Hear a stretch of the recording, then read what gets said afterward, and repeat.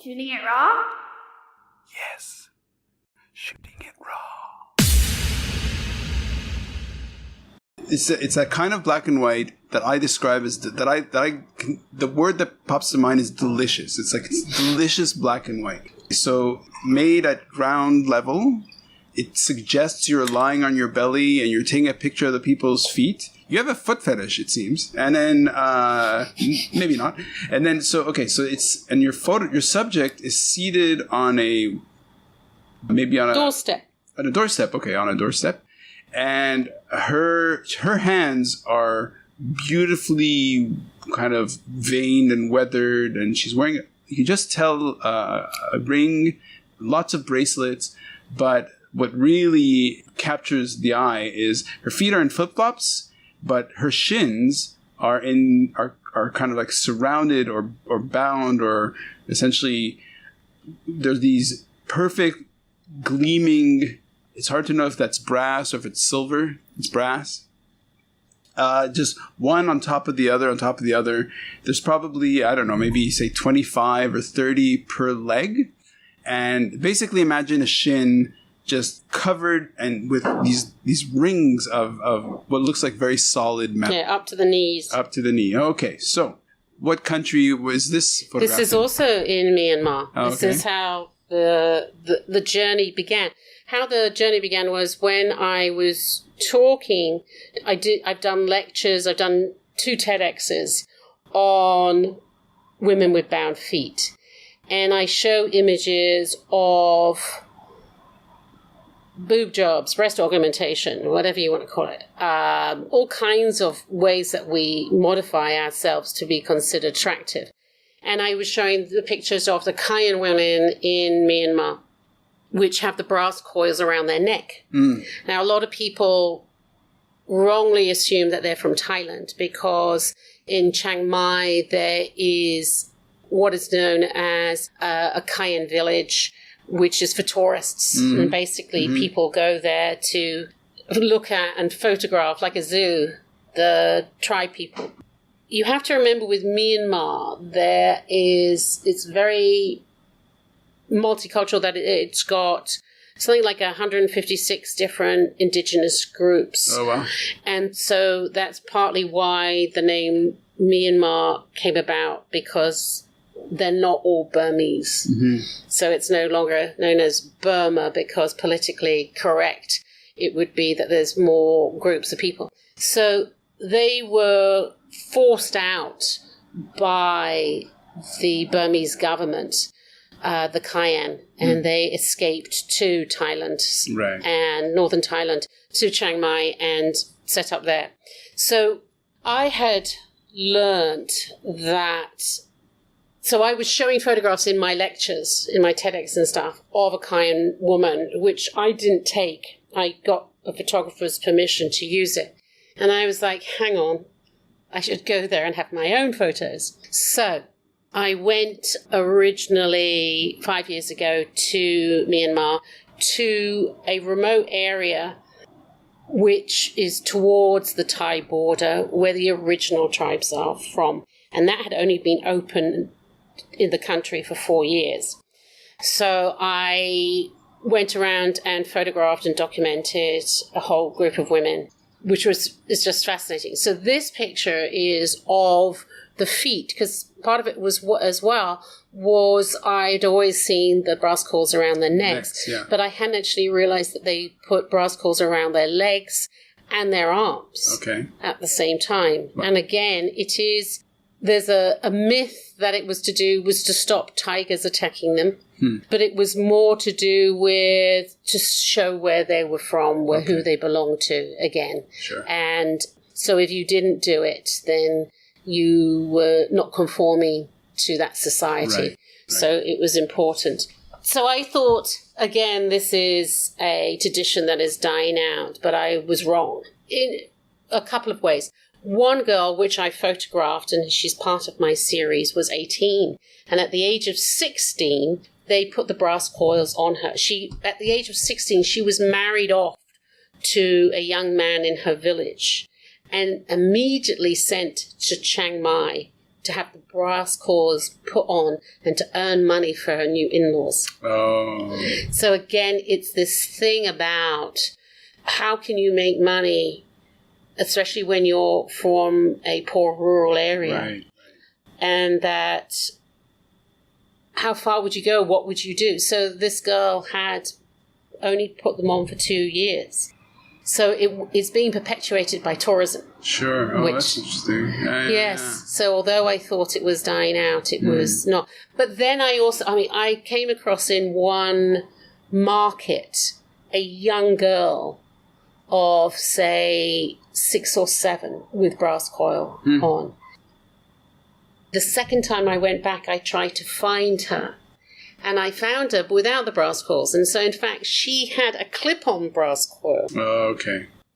And the day I went to her village, the second time, she was getting ready for a special event in her village to celebrate the culture. And so she was dressing up in kind of more traditional clothes and putting the brass coils on. And she was quite proud and happy to be doing this, and that it was, showing where she came from. Right.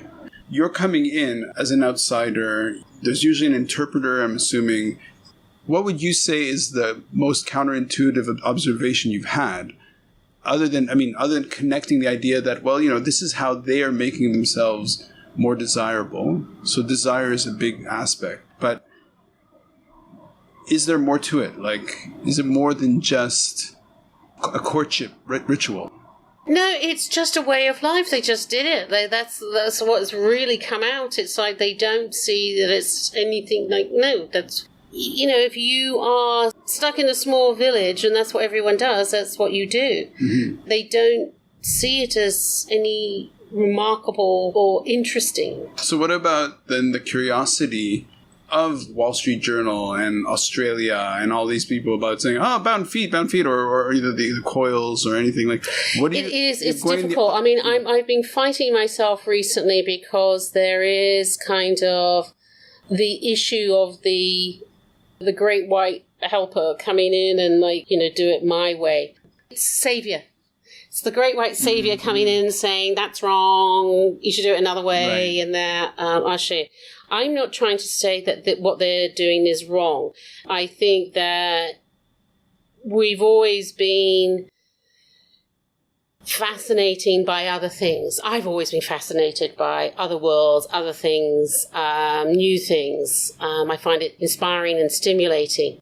And I'm currently now just started a course in gender studies because I'm fascinated about carrying on this, about why do we do this? Why do we alter ourselves in any society?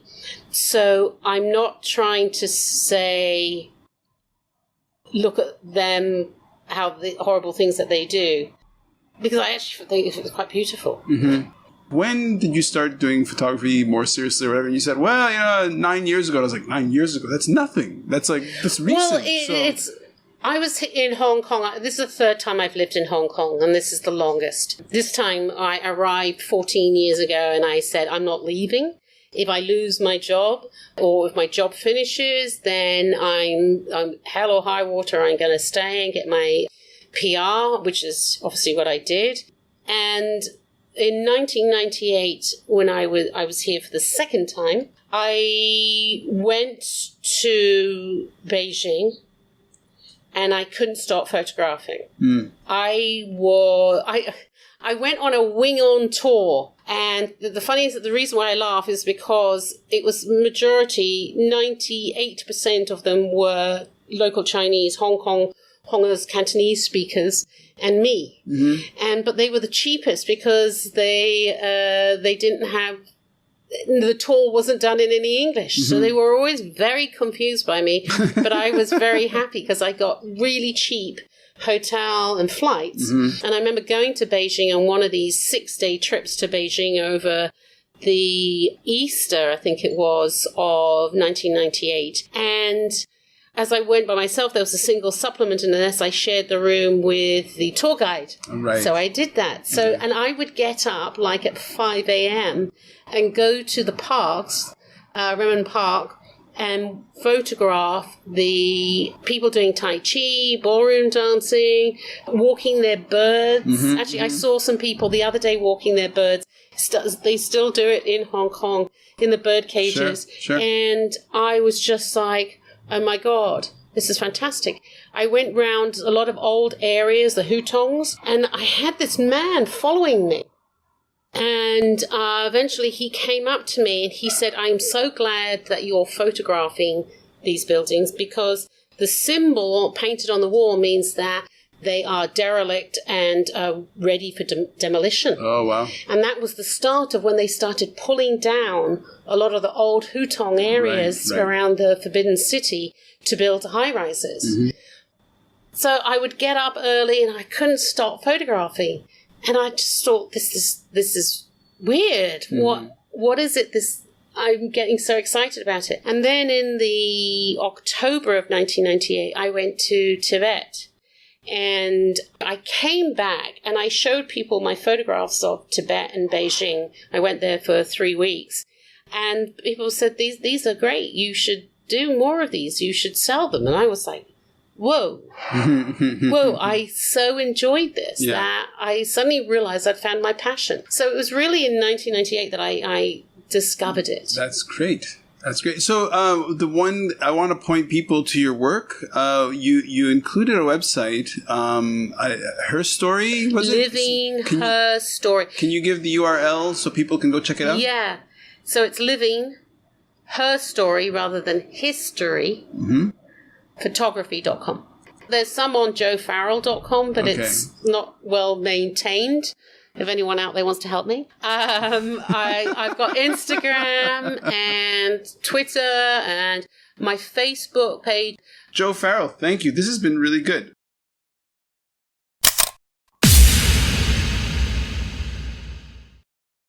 So is life really a gift? Really?